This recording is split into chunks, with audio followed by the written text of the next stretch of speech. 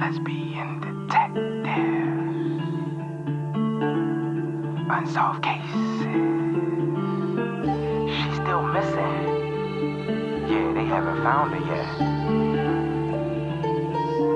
Well, let's talk about it. They say he vanished without a trace. Could it be a psychotic break or a tragic accident? Police don't know where the body went. Unsolved murders, body still missing. That's unheard. Where's the witness? Lesbian detectives, what's going on? City on high alert, this out the norm. He did what, the who? Man, that ain't real, these crimes ain't true. Then come uncover these theories with us. We live right now, tuning in is a must. Live right now. Lesbian Detectives. Lesbian Detectives. We about to start the show, so get your popcorn ready to go. Pay attention to the message. I present to you the Lesbian Detectives. This is Lesbian Detectives. I'm Sierra. And I'm Elizabeth. And we are here talking about missing and unsolved murders. We are discussing cases that you have forgotten about or never even heard of. So sit back, relax, and let's start this podcast.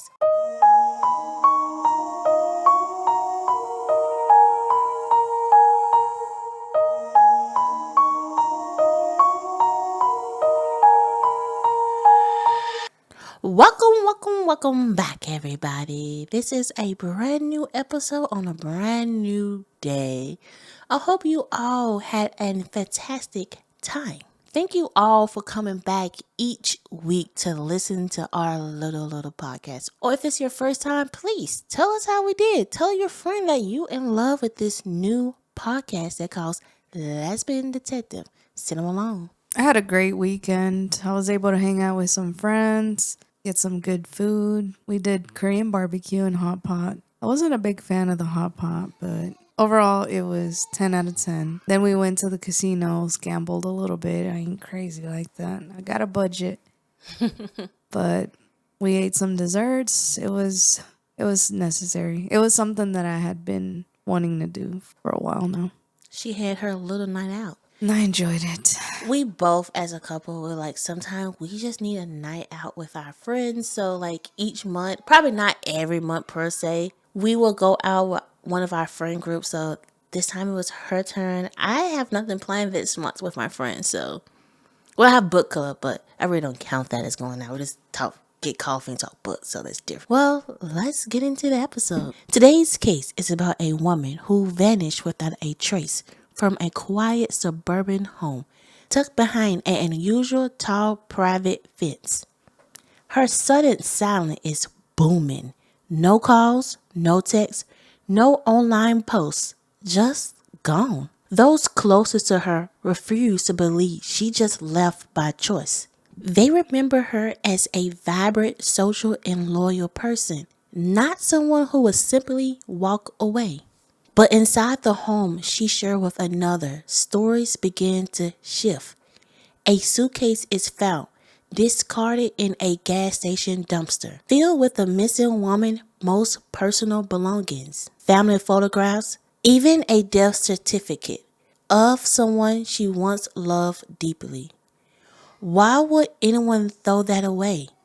Inside the house, something doesn't sit right.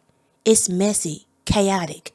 But the bathroom, spotless, bleach scrubbed, as if something needed to be erased. Soon after, someone is spotted sprinting through the woods behind the house, covered in mud, frantic, panic. When questioned, the story is strange. Something about intruders and hiding behind the trees.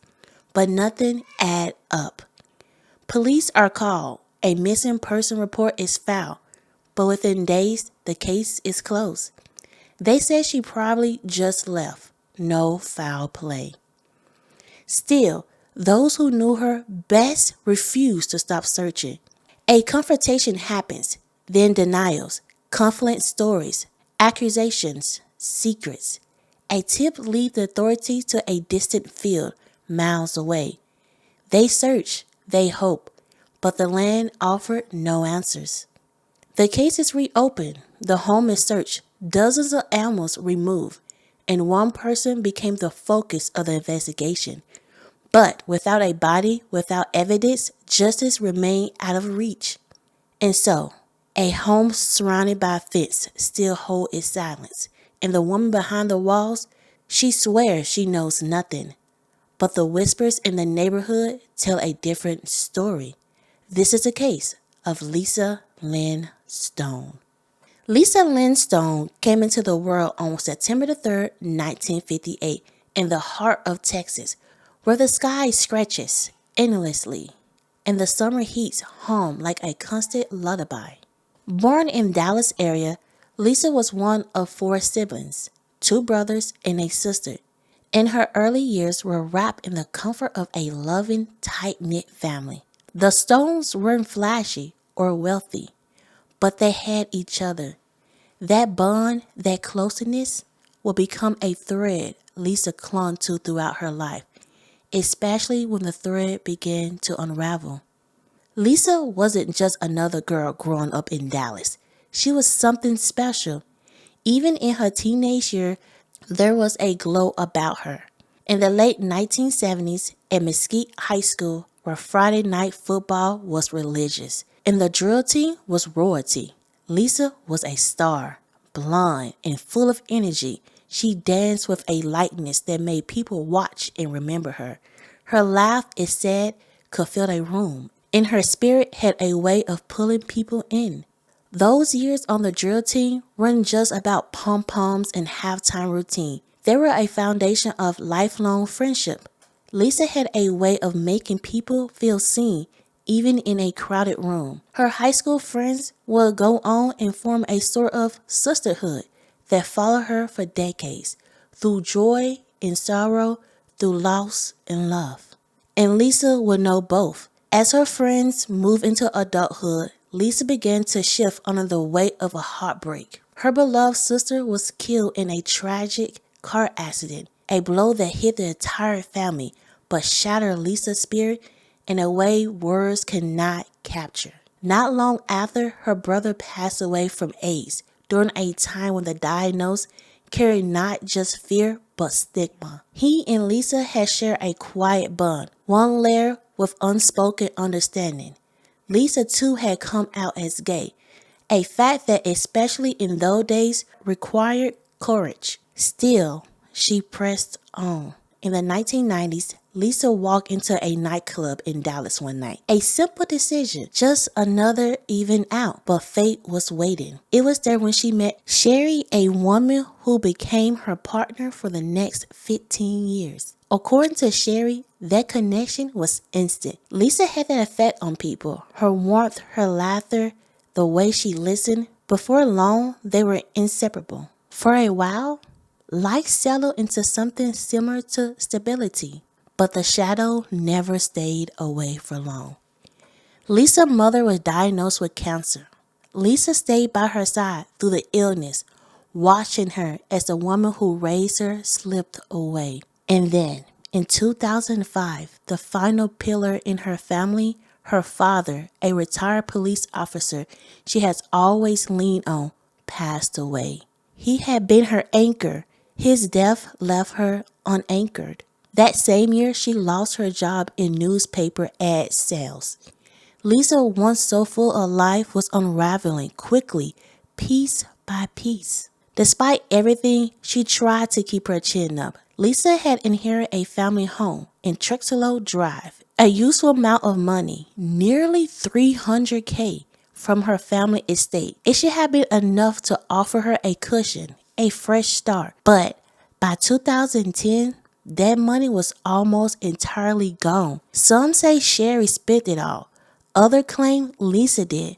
The truth still unclear. Like so many things in this story, what is clear is that Lisa began to struggle financially, emotionally, spiritually. Her friends knew. They saw it in the long text, the occasionally tearful call. But Lisa was proud, and she downplayed her pain. When she said she was broke, her friends didn't hesitate. They lent her money, no questions asked. Still, something was changing. In early 2010, one friend met Lisa for lunch. During their meal, Lisa could find that her relationship with Sherry wasn't going well. There were problems, tension. The friend urged her to leave, told her she deserved better, but Lisa didn't take her advice. She went home to the house she and Sherry shared, the house she had inherited, surrounded by a tall private fence that kept the outside world at bay. And then, suddenly, Lisa disappeared. On June the 4th, 2010, Lisa spoke with her neighbor, a woman she regularly helped. Lisa told her she'd be back tomorrow to take out the trash, just like she always did. "See you tomorrow," she said with a smile. But tomorrow never came. The next day, it was Sherry who showed up at the neighbor door. This was odd. Sherry has never spoken much to the neighbor, but now she was on the phone saying Lisa couldn't come over. An emergency gallbladder surgery. She claimed Lisa was in the hospital. She will be out of commission for a while. The neighbor was concerned, of course, but grateful Sherry had stepped in. She didn't question it at all. But as days passed and Lisa remained out of sight, the concern grew into something heavier, something darker. Lisa was an active presence online, Facebook especially. She posted daily, commented constantly, and now silence, a digital vanishing act. Her friends noticed. They started checking in with another. "Have you heard from Lisa? Has she called?" The answer was always the same. No, nothing, not a word. One of them finally reached out to Sherry directly. "Where was Lisa?" "She left town," Sherry said casually. "Just needed a break." No clarification, no concern. It didn't sit right. Lisa's friends had known her since they were teenagers. She didn't just vanish. She didn't just leave without a single word. Not to them. As the days turned to weeks, that uneasiness turned into alarm. They began digging, asking questions, visiting the home. They said they were invited in by Sherry one evening, told that Lisa was due home any moment and they could wait. Sherry ordered pizza. They stayed for an hour, but Lisa never walked through that door. Sherry now claimed that entire story is fiction, that no friends came over, that no such even ever happened. But something else happened that no one could ignore. As the long Texas summer rolled on, so did the silence. No phone call, no text, no updates on Facebook, where Lisa once shared her thoughts, her favorite songs, or photos with friends. The woman who couldn't go a day without checking in had vanished into complete radio silence. And the more time passed, the more her friends couldn't ignore the gnawing feelings in their guts. Lisa Stone was not just away. Something was terribly wrong. They pleaded with the police. They made calls. They kept pushing, but officials' response was lukewarm at best. Law enforcement intentionally dismissed the concerns. No signs of foul play, no physical evidence of a crime. Lisa was an adult. After all, they said she probably just left on her own, but the people who knew her best weren't buying that for a second. Lisa wouldn't have left her beloved pets behind. She wouldn't have disappeared without her purse, her ID, her car. She wouldn't have walked away from her life and left behind the woman she shared everything with since high school. And she certainly wouldn't have left her memories, her entire past, in a dumpster. On July the 2nd, just shy of a month since Lisa was last seen, one of her closest friends decided to take matters into her own hands. She was tired of waiting, tired of being dismissed. So she got in her car, drove to the house, hoping for answers, or maybe just hoping to catch a glimpse of Sherry. What she saw stopped her cold. There, at a red light, was Sherry behind the wheel of Lisa's car. Something about this felt deeply wrong. Sherry had told them that Lisa had left, so why was she driving her car? She didn't think, she acted. The friend followed the car through the streets of Dallas into a nearby neighborhood and finally to a small 7-Eleven convenience store. Sherry pulled behind the store toward the dumpster, trying not to be seen. Lisa's friend parked at a gas pump and watch. She saw Sherry exit the vehicle, walk to the dumpster, and tossed in what looked like household items, small baskets, and then something else, a small suitcase, and then Sherry drove away. Once the coast was clear, the friend approached the dumpster. She didn't know what she expected to find, but what she did find made her heart slam against her chest. Inside the suitcase were pieces of Lisa's life, her birth certificate, family photographs, personal papers, even the death certificate of her late brother. Thrown out like trash. It was like standing at the edge of a cliff, staring into the void. For Lisa's friends, this wasn't just suspicious. This was horrifying. Why would anyone, especially a partner, throw away such deeply personal items if Lisa was simply away? With the suitcase in hand, Lisa's friends marched straight to the Dallas Police Department. They placed the evidence on the table and demanded that someone, anyone, take them seriously. The suitcase was the first crack in the story Sherry had been spinning, and when the police reopened the case, the cracks began to widen. Neighbors began to talk. Lisa's next-door neighbor, Susan, who had known her well, came forward with troubling observations. The day Sherry had claimed Lisa went to the hospital for gallbladder surgery, Susan never saw Lisa leave. And something else. Sherry's hands, normally clean, were red and raw, as though from heavy scrubbing with bleach or chemicals. The inside of the house, Susan would later say, was cluttered and messy, except the bathroom. That room, oddly, was immaculate, like it had been scrubbed obsessively. The police started looking harder now. They questioned Sherry again. Why hadn't she reported Lisa missing? Why hadn't she contacted Lisa's friends or family when she allegedly left? Sherry's answer was simple. I didn't think she was missing. She told investigators Lisa had become deeply depressed, strung out on drugs, even dabbing in cocaine. She claimed Lisa had spiraled after losing her money and just walked away. Lisa's friends were stunned. Yes, they knew she had been down. Yes, they had loaned her money. But cocaine? That was never Lisa. This was not the woman they knew. That story, they insisted, was Sherry rewriting history. And there was one more thing. Not long after the suitcase incident, another bizarre moment raised even more suspicion. A neighbor spotted a figure running through the woods behind the Truxillo house.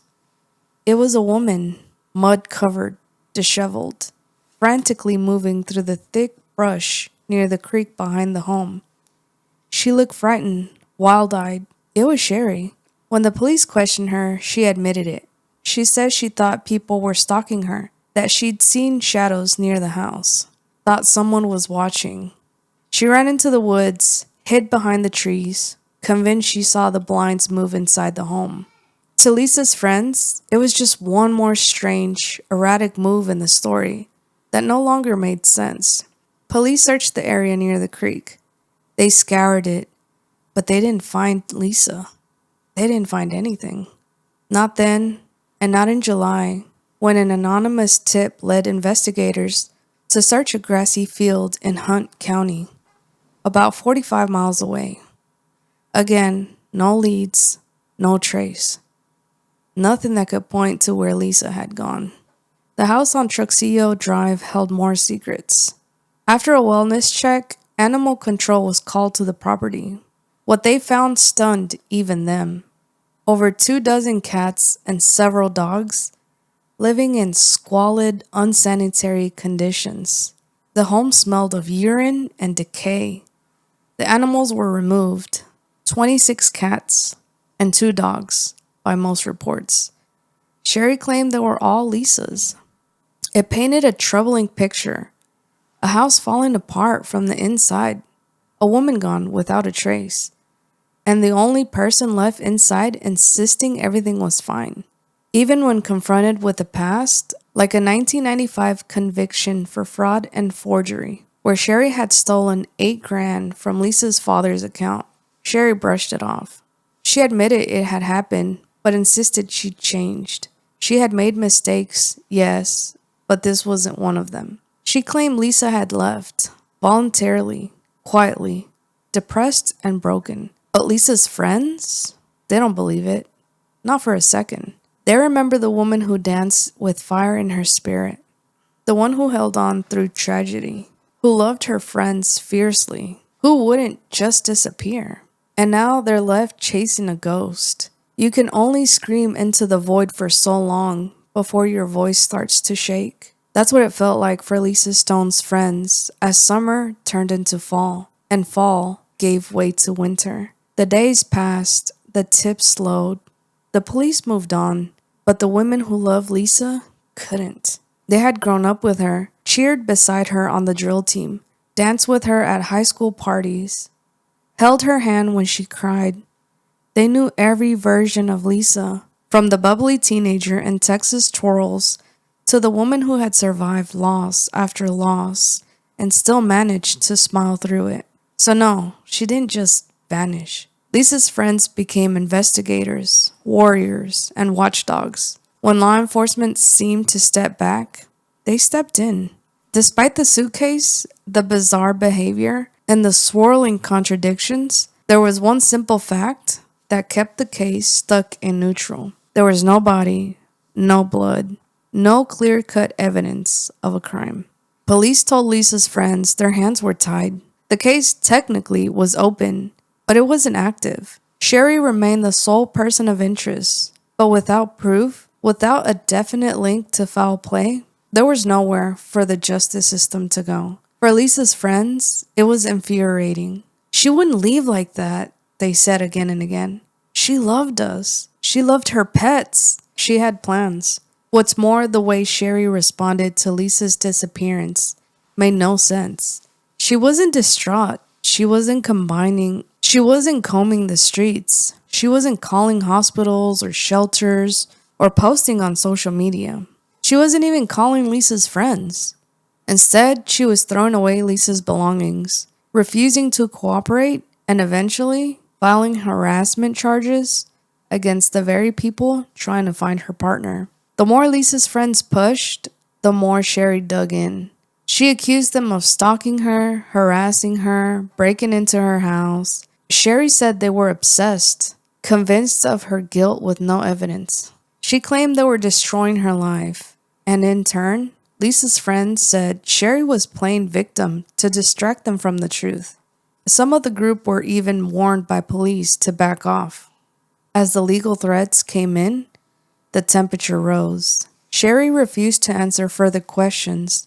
She denied every claim, every story, every theory. Lisa's friends felt helpless. They were being silenced for doing what no one else would, looking. And even more disturbing, many believe Sherry was trying to rewrite Lisa's legacy, painting her as unstable, a drug user, depressed beyond reason. But the friends fought back with memories. Lisa was open about her sadness, yes. She grieved deeply, especially after her parents died. She missed her siblings every day, but even in the pain, she showed up. She fought. She reached out. She cracked jokes, shared music, and loved fiercely. She had a light. And now, someone was trying to snuff that out and replace it with a story no one recognized. 3323 Trixillo Drive, a modest house in a working-class neighborhood, but it had one strange feature, an extra tall privacy fence that wrapped around the yard like a fortress. No one could see in, no one knew what was happening inside. That fence became a symbol of secrets, of fear, of something being hidden in plain sight. Lisa had inherited the house from her family.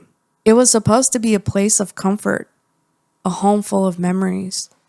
But after her disappearance, it took on an eerie stillness. People driving by said the windows seemed too dark, the air too still. It was like the house itself was holding its own breath. Sherry's past started to catch up with her too. The 1995 conviction for fraud and forgery, where she wrote herself an $8,000 check from Lisa's father's account, suddenly felt less like a youthful mistake and more like a red flag. Yes, Sherry admitted it. She had done it, but she swore she had made amends. and that she and Lisa had moved on from it. Still, the question lingered. Was this a pattern? Lisa had inherited nearly $300,000. By 2010, almost all of it was gone. Sherry said Lisa spent it recklessly, but others believed Sherry had slowly siphoned it away. And once the money was gone, so was Lisa. Was this about control? Was it about finances? Or was it something deeper, something darker? No one could answer, not fully, not yet. As the years passed, Lisa's disappearance became a haunting cold case. She joined the ranks of the forgotten, one of the many missing women whose stories fade into the back page news and unanswered questions. But her friends refused to let her become a footnote. They organized vigils. They created a Facebook group, quote, Find Lisa Stone, unquote, where they shared memories, leads, and theories. They kept her name alive because someone, somewhere, knows something. And silence is complicity. Law enforcement still lists Sherry as a person of interest, but without new evidence, without a body, there's no arrest, no trial, no closure. Only a quiet ache that never fades. Lisa Stone's story isn't just a mystery. It's a wound. One that cuts deep through the heart of everyone who loved her. And while some may try to erase her, her friends hold tight to the real Lisa. The high school girl who danced in the stands. The daughter who held her father's hand in his final years. The sister who never stopped mourning. The friend who always picked up the phone. She was real. She was here. And now, she's gone. But not forgotten, never forgotten. There's a strange kind of silence in this case. A silence that feels deliberate. Manufactured, held in place. And maybe, just maybe, that silence is waiting to be broken. Someone knows something. Someone saw something. And someone needs to speak. Because Lisa Stone didn't just disappear, she was taken from this world, in one way or another. And stories like hers, they deserve an ending. Before we end this case, let's sit back and remember Lisa Lynn Stone.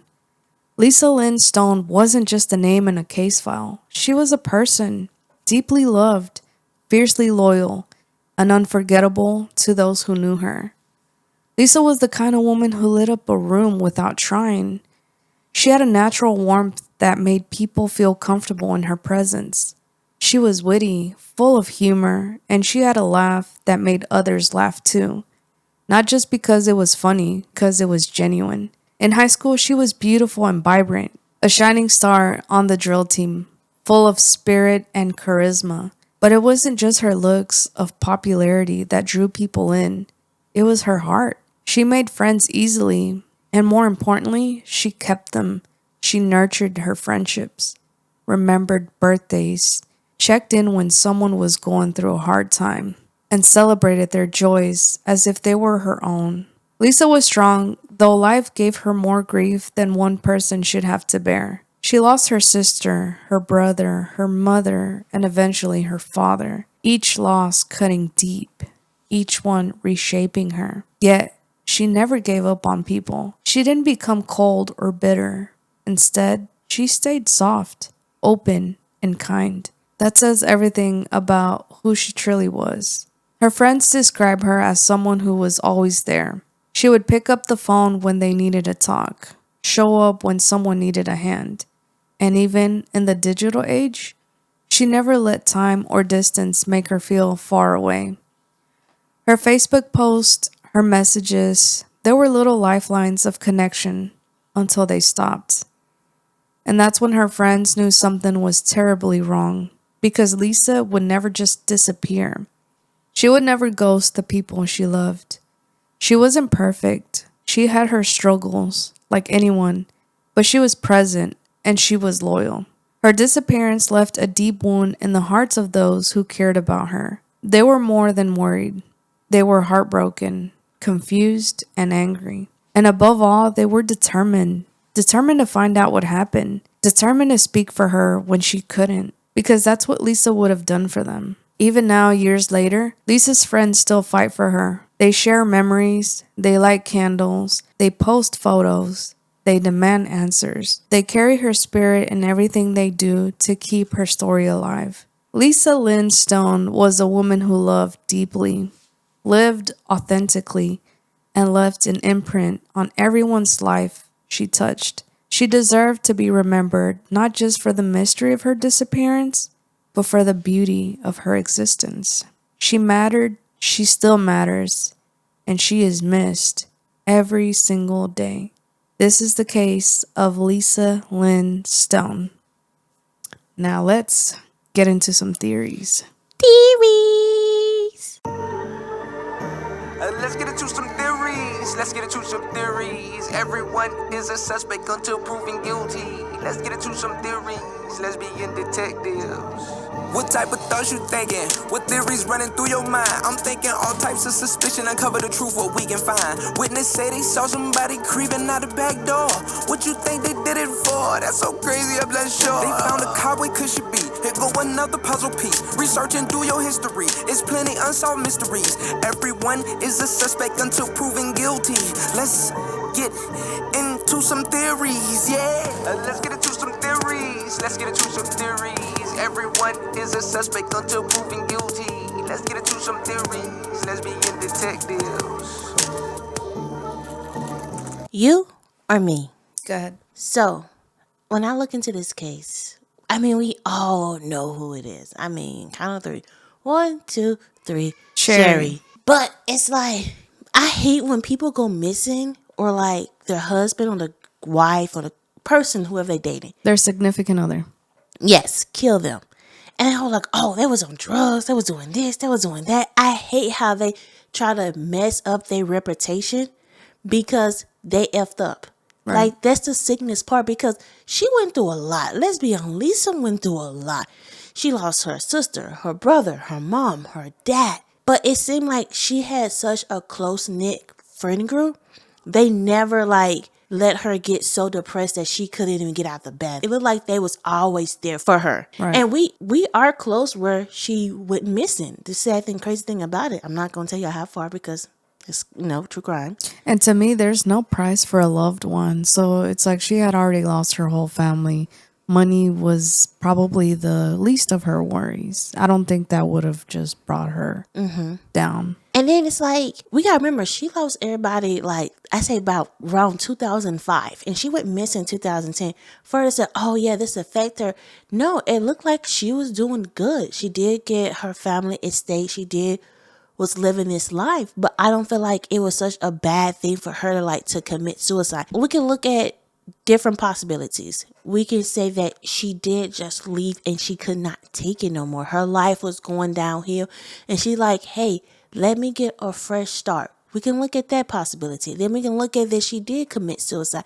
To me, the type of person, if she did commit suicide, I feel like she would wrote a letter to her friends. She would explain to her friends of why she did this. I feel like that's a big thing if she did commit suicide. We can look at Sherry. I mean, it's a big possibility of her. But you can kind of see the person she is. She liked money.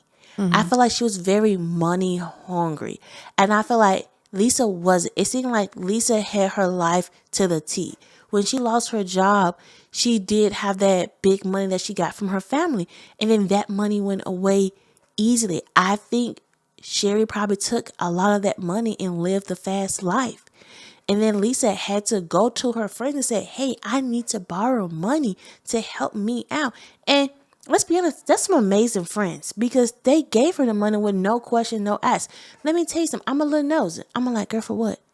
I mean, I'm still going to give it to you. I just want to know why. I'm kind of nosy. But I mean, that's just me. I'm a little nosy. But it seemed like her and her friends had a deep sisterhood. I think she already went to her friend that day and said, hey, like she spilled so much to her friend and broke down and said, hey, this is going on in my life. And for whatever she said, for her friend to say, hey, you need to get out. Something had to be very dangerous for her friend because she was with this woman for 15 years. Her friend not going to say, get out, leave this woman.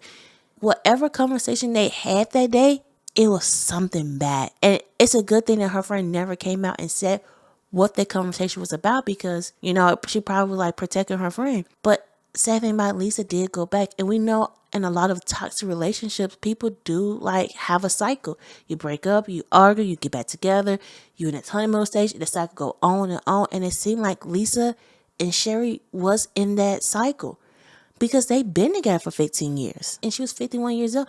She probably like, you know what? This is my life now. And most people think that when they get to that age. But to me, it's never too late to restart your life or start from the beginning. Like, Right. take that jump. I don't care you've been with somebody for 20 years. If you're not in love and they bringing you down and they're toxic, leave them. And I feel like Sherry probably wanted more money and Lisa was probably tired of footing the bill. She like, you know what? No. And I think a big argument happened in that bathroom because it seemed like that's the place that everything happened because it was so clean. I wonder if the police, I watched so many CSI and NCIS, so don't judge me. I wonder if they could go in that bathroom and do a light and see if any drop of blood is in there. Because even though she cleaned it with bleach, bleach don't get out everything. Trust me, I have a 2-year-old.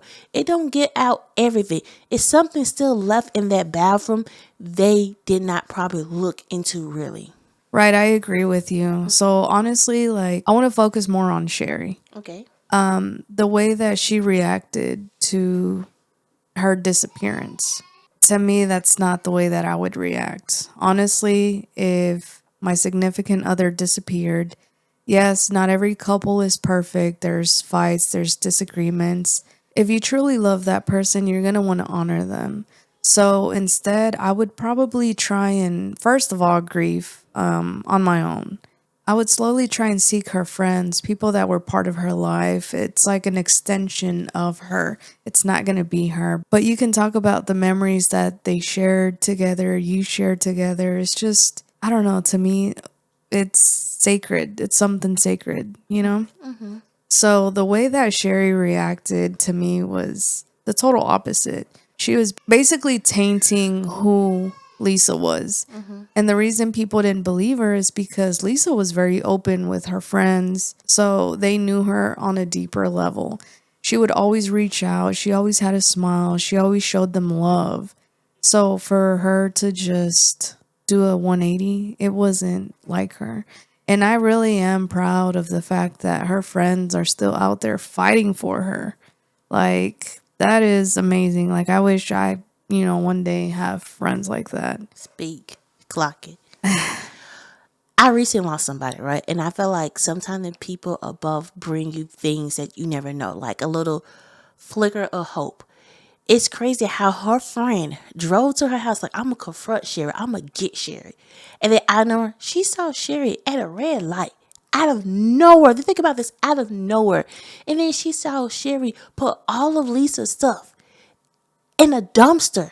Like she was right there in that moment. Do you think like, hopefully like we don't want to say Lisa is deceased, but I mean it is a possibility. Like if Lisa just like told her friend like, get her, like this is the moment, like this is the proof you guys might need, like kind of showing her like the path to help solve the case. I mean we watched a Netflix documentary and I cannot think of the name.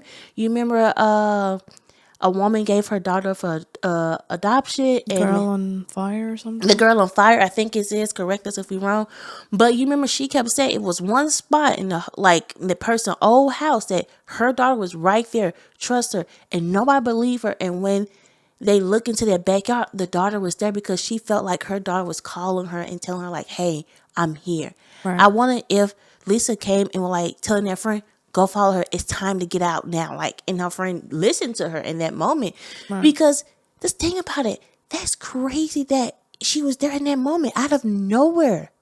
That she found the proof. Like, even though it's the proof, they didn't do nothing about it. But I mean, it's still a big thing that kind of helped the police. Like, okay, she didn't just run away because that's the police believe.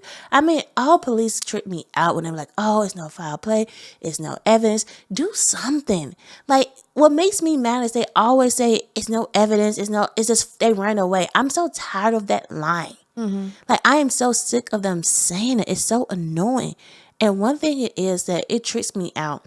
When people kill their loved one, like their spouse or girlfriend or boyfriend, they always look so obvious because they don't do the work. Like, I'm like, if you, I mean, I'm sorry to say this, but if you unalive somebody, at least try to do some flyers or something, like go out there like, hey, I'm trying to find my wife or my boyfriend or something like that. You so obvious because you're not even doing it. You don't even seem worried. Think about it. If Sherry went out and like called her friends that day and were like, hey, do you know where Lisa at? Lisa left. We got into a fight. I don't know where she is. It'll be a different story. Her friends wouldn't have the proof. She'd be nervous like, oh my God, we got to find her. We got to go to the hospital. We got to go here. We be talking about a different story because Sherry did the work. And then if they start like questioning her and like, she's like, I've been here from the beginning. I worked my butt off, but she didn't. And now they question her. But instead, she is distancing herself and going and hiding, basically saying, oh, they're harassing me and all that other stuff. The thing with Sherry, too, the red flag, was her stealing her dad's money, or Lisa's dad's money.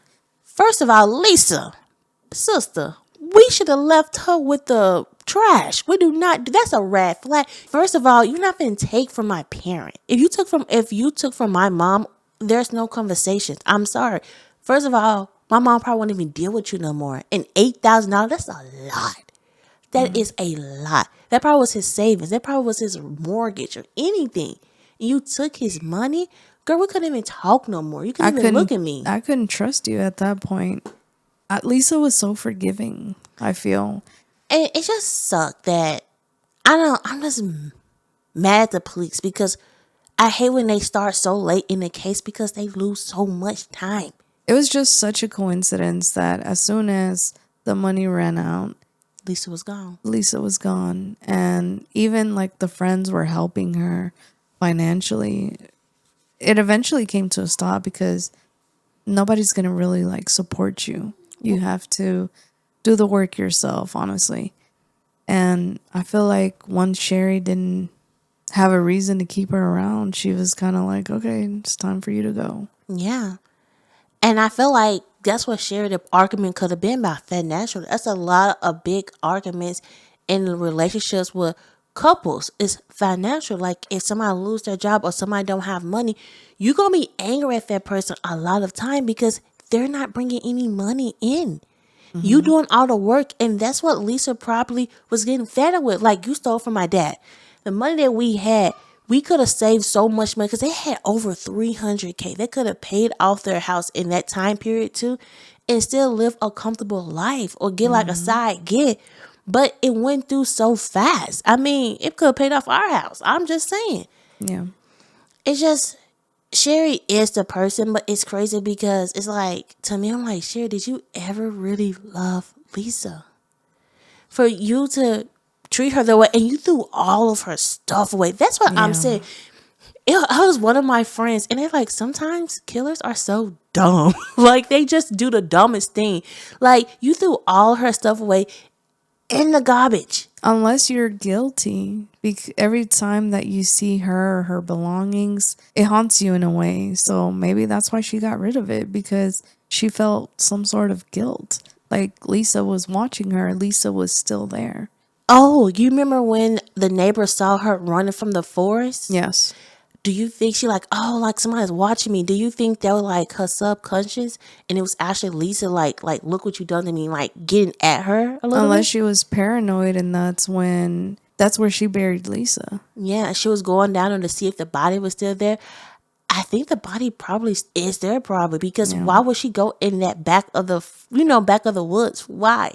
Right. You only going to check on a body. I wonder if like the friends or even like the community can do a good like search of that area, like get some drones, get some search dogs, get something to, I mean the police did search her, but like technology now. It probably wasn't a thorough investigation. I read this case, I heard this case, it was back in I think Australia, and the guy, he unalived him and he put him in the ground and a tree like grew on top of him. And that's why the police could never find him because like every time they looked, it was because that tree and the roots was all over him and they could never like cut that tree down because it was something. But that could be another possibility too. That's smart. Don't get any ideas. I've heard about the dog, but not a tree. I mean, that was pure luck. Let's just be honest. That was pure luck. I mean, he never went to jail because he signed some paperwork to get the body, but yeah. Tell us your thoughts and theories on this case. Please let us know. I want to hear what you guys think that happened to Lisa. Tell me, who do you think hurt Lisa, and could she be found? And what I say, in every case is solvable. It just takes the right detective to solve it. We are on all social medias. We're on TikTok until it get banned again. We never know. We on Instagram. We on Facebook. We have a group. Join our group and we talk about the case all the time in the group. Are we on all podcast platforms? Give us that 5-star rating. Go on YouTube and subscribe, comment, and like. Tell your friends about us. Tell everybody about us. And if you have a case suggestions, please email us, inbox us. Do anything to tell us, because I will do it. I have so many cases that I have coming up. Please let us know. And this is Lesbian Detective. I'm Sierra. And I'm Elizabeth. And we are signing out. Don't forget, everybody's suspect Until proven innocent. Bye. Lesbian Detectives. Unsolved cases. She's still missing. Yeah, they haven't found her yet. Well, let's talk about it. They say he vanished without a trace. Could it be a psychotic break? Or a tragic accident? Police don't know where the body went. Unsolved murders, body still missing. That's unheard. Where's the witness? Lesbian detectives, what's going on? City on high alert, this out the norm. He did what, the who? Man, that ain't real, these crimes ain't true. Then come uncover these theories with us. We live right now, tuning in is a must. Right now, Lesbian Detectives, Lesbian Detectives. We about to start the show, so get your popcorn ready, let's go. Pay attention to the message I present to you, the Lesbian Detectives.